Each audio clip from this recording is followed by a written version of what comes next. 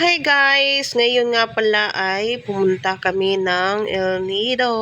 Ayan guys, mamasyal kami. Yung aking mga kasama pala ay mga lipong na patulog-tulog na sila guys sa biyahe.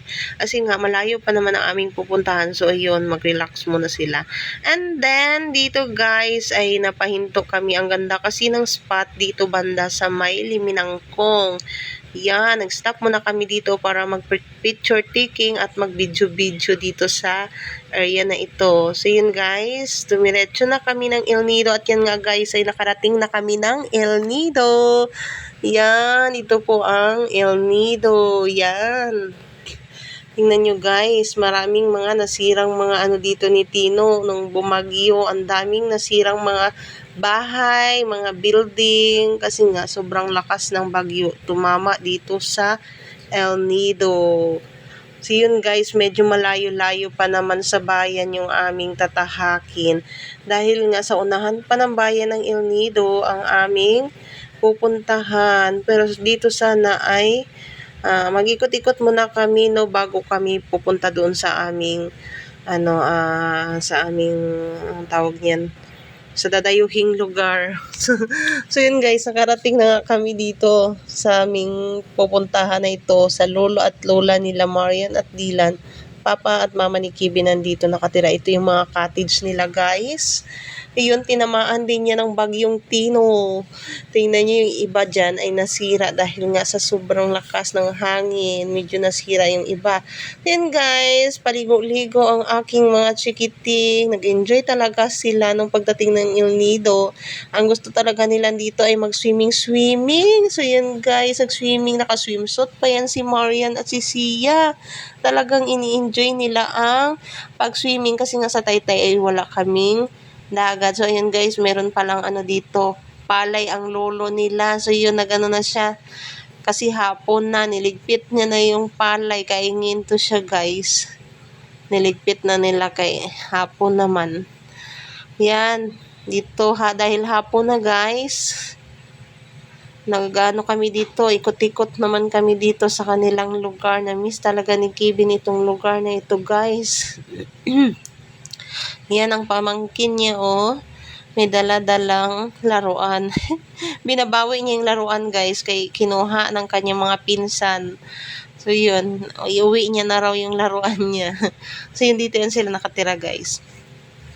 Yan, kami naman ay nag-ikot-ikot na dito sa Sitio Buluang. Meron na pala sila dito guys, yung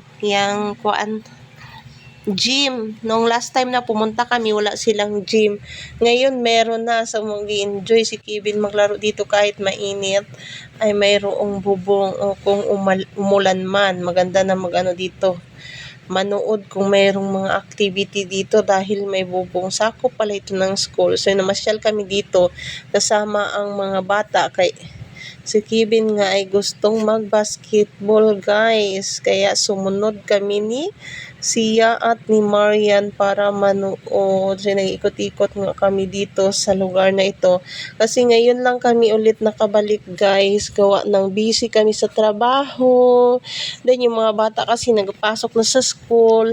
So yun, wala na kaming time magbiyahe. So yun, ito na guys, yung finale. Ayan, birthday ng lolo. Nag-celebrate ng birthday dito sa kaya kami talaga nagdayo dito dahil nga sa birthdayhan. So yan si Sia, bakbak ang kain ng ng buko. Nagpapitas kami ng buko sa papa niya. So yun, namitas siya.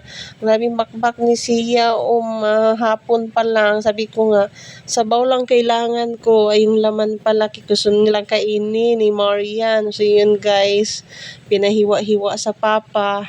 At yan na. Kinain na nila. So yun, yung natira, ito na sabi ko, idadalahin ko pa uwi. Para meron kaming pangkain-kain dito sa Taytay pag uwi namin. Si Sia nagalukad. Yeah. May aso pa nakabang sa kanya kaya parang gusto maghingi ng buko.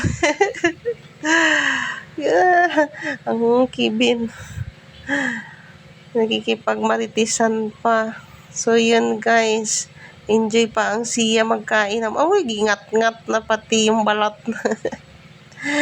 Then guys, ayan, pumunta kami ng dagat kasi magpanginas kami. Kaya lang, in fairness, wala, manghirap man pala manginas dito sa El Nido kay puro man pala ito buhangin. Wala kaming makita ditong mapakinasan.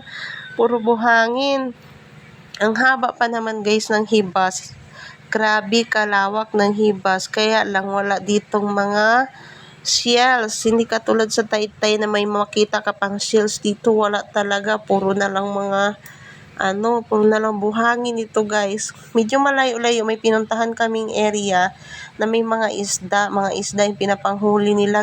Sibot lang nila yung isda para mahuli. Pero mga shells guys, wala na, naubos na yata yung mga shells dito.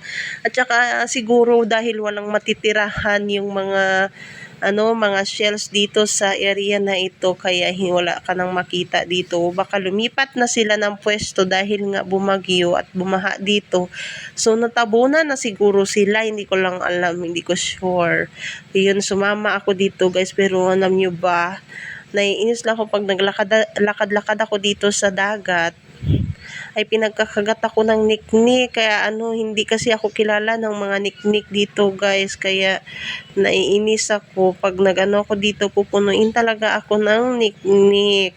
Yun yung ayaw ko pag naglalakad-lakad ako sa dagat, kasi nga kagatin ako. Minsan nga kahit doon lang sa may cottage, natambay lang ako doon, ang dami talagang niknik. Nung gabi nga halos hindi ako makatulog kasi nga ang daming niknik na nga, mainit pa yung time kasi na to. Parang ewan ko ba bakit sabi amihan naman siya, wala namang hangin.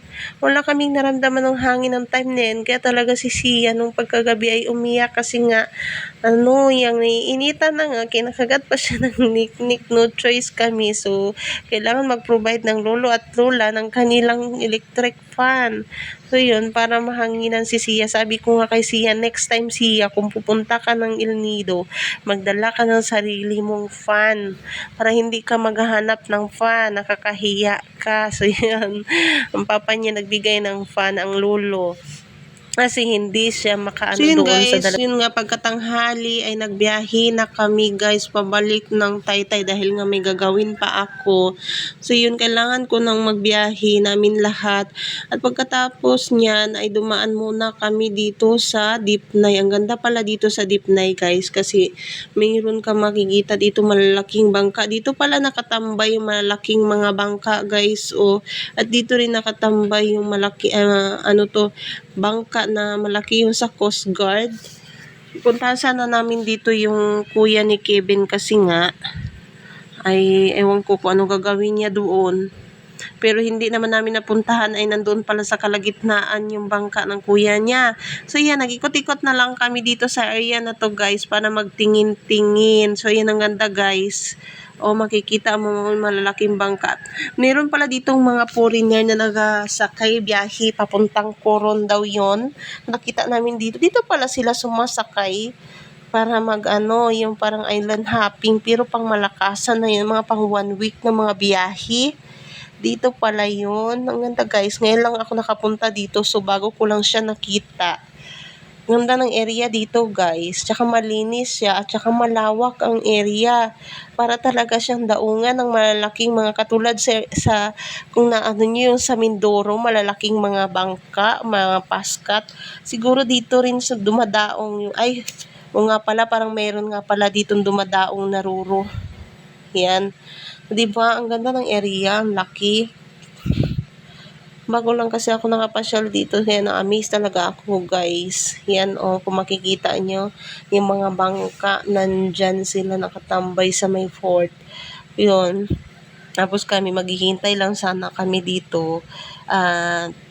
Akala kasi namin malapit siya sa Pampang, yung bangka ng kuya niya, kasi nga pupuntahan namin ang layo naman pala, nandoon pala sa kalagitnaan guys. Tingnan nyo, may isang bangka, parang babiyahe yata yan. Ayun, ang bangka ng kuya niya malayo, so hindi kami natumuloy. Diyan na lang kami nag-stay sa tabi para namasyal na lang kami, magtingin na lang kami. Hindi ko alam kasi kung anong niya doon kukunin niya doon.